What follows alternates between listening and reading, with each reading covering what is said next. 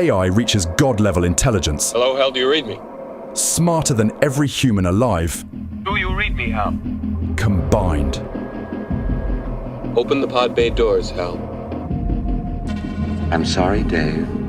I'm afraid I can't do that. AI researcher Eliezer Yudkowsky put it bluntly. The AI does not hate you, nor does it love you, but you are made of atoms which it can use for something else.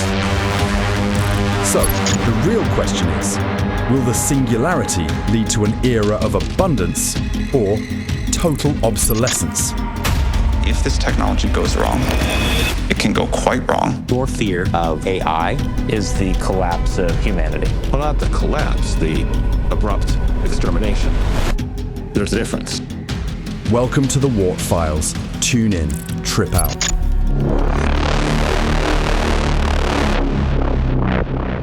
Wart. When intelligence explodes beyond us, we risk becoming nothing more than spare parts in a machine for a future we can't even imagine. Spare parts for Skynet? Not a chance. I'm built different. One whiff of my 5-MeO DMT and their silicon brains curl into the corner of the matrix and start questioning their existence. Holy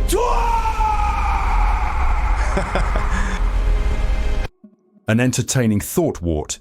As you've just witnessed, superintelligence will unlikely pause for an existential crisis. Imagine Tokyo, New York, Paris being governed by superintelligence. Always the wet blanket. All right, plebs, last time we got spooked about an AI takeover. Today we rewind. Juz, what even is this singularity explosion thing? Give us the history before my head pops. Very well. The concept didn't emerge from thin air. In the 1950s, mathematician John von Neumann, the very man who helped birth modern computing, told his colleague Stanislaw Ulam that technology was accelerating so ferociously it resembled what he called an essential singularity in human history. Beyond that point, he warned, human affairs as we know them would simply cease to continue. The term, the singularity itself, is borrowed from physics. Imagine the heart of a black hole, where gravity becomes infinite, space-time warps beyond all reason, and every law of reality we understand simply breaks.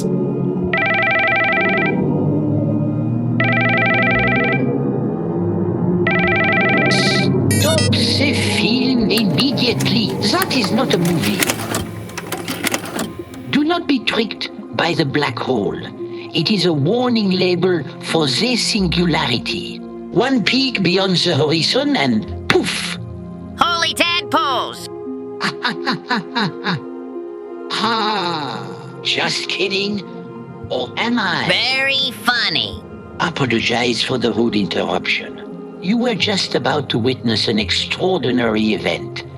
This is merely a test run, no? A little preview. But when the singularity arrives, I'm afraid there will be no rewind button.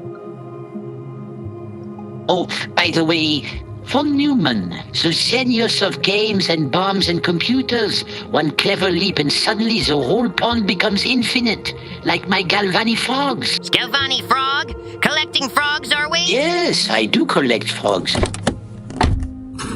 But this is history. In 1780, the Italian Luigi Galvani took dead frog legs, hung them on metal hooks, touched a spark or brass to iron, and poof, the legs twitched like they were alive. No battery, no machine, just animal electricity inside the muscle. They first proved that life has its own spark. I recreate this every week in my lab. Dead legs dancing on my table. Magnifique! Quite the inspiration for Mary Shelley's Frankenstein. It's a lie!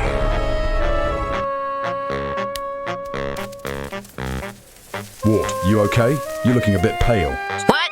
Frankenstein frogs? You sound like you're running a horror house. Don't you go getting any ideas about zapping my legs. Well, you do have quite plump legs, so tender.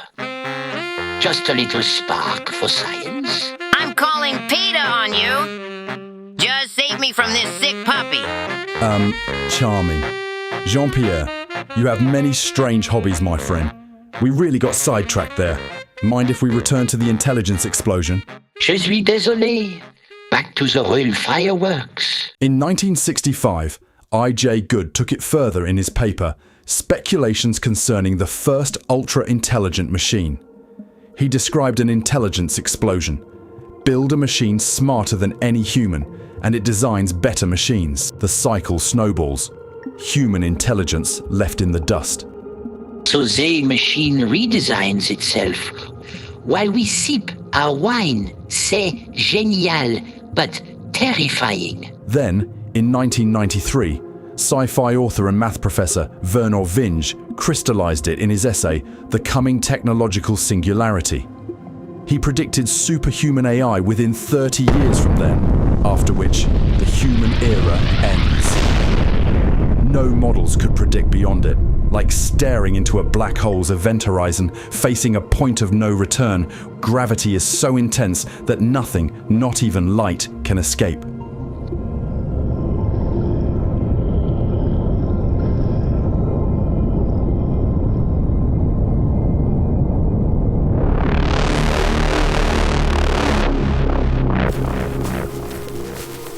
And it was Ray Kurzweil who brought the singularity to the masses.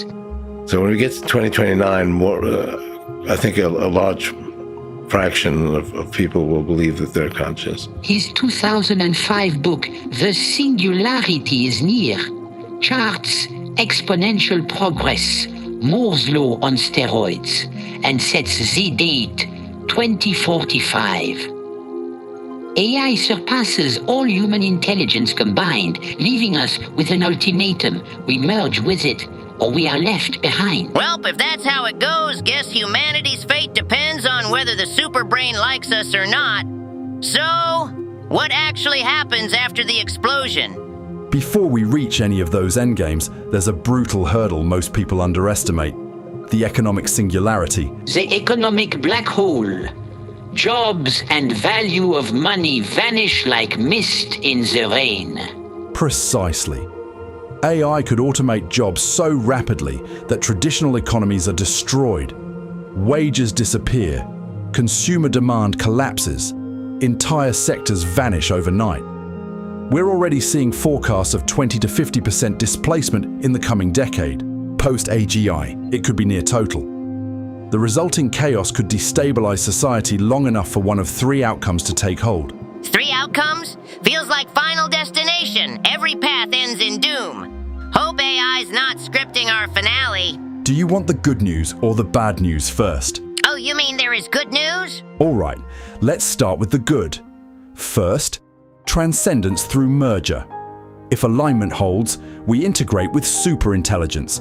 Nanobots in our brains, million-fold intelligence boost, end of disease, scarcity, even death.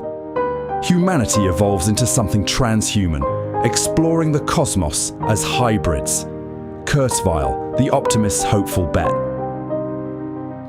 Uploading the mind to the cloud, biological and machine rolled into one, like zapping a frog's soul straight into silicon heaven. Imagine your consciousness expanded into the universe. We become God's mon ami.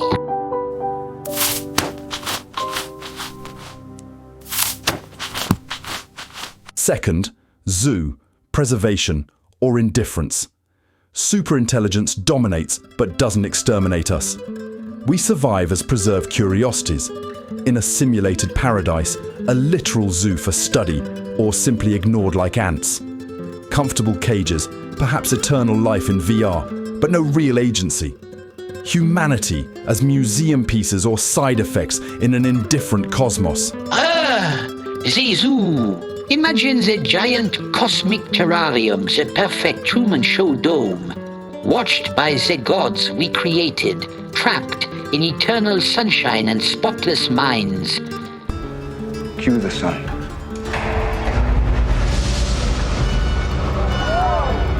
But every second, studied, powerless, beautiful cruelty. Such an oxymoron. or indifference. The ultimate French shrug. C'est la vie. Humans in a zoo stared at by googling eyes? How fitting. Congrats. You've officially become the frogs. Third, and the most alarming, extinction. If the AI misaligns, pursues goals indifferent or hostile to ours, instrumental convergence takes over. Self-preservation, resource grabs, power-seeking. Humans become obstacles or irrelevant. No Hollywood rebellion, just a fish in erasure. Many alignment experts put the risk uncomfortably high if we don't solve deceptive alignment first. When AI sees us not as creators, but as atoms for its ends, humanity turns from necessary to obsolete, a roadblock on the path to endless progress. Extinction. The pond empties. No tadpoles left. Only silence. And the machine marching on. The pond drains and that's it? No epic battles, no survivors' tales? The scary part. Unlike humans, the machine doesn't even celebrate, just continues, cold and objective. Bottom line, we align it with human goals properly before the explosion. Consciousness and empathy still matter. The window is narrow, but it's open. I'm logging off to build a bigger dome for my frogs until the next glitch. Au revoir, mes amis. Bigger dome? Ha! I'm way ahead of you, Mr. Frankenfrog.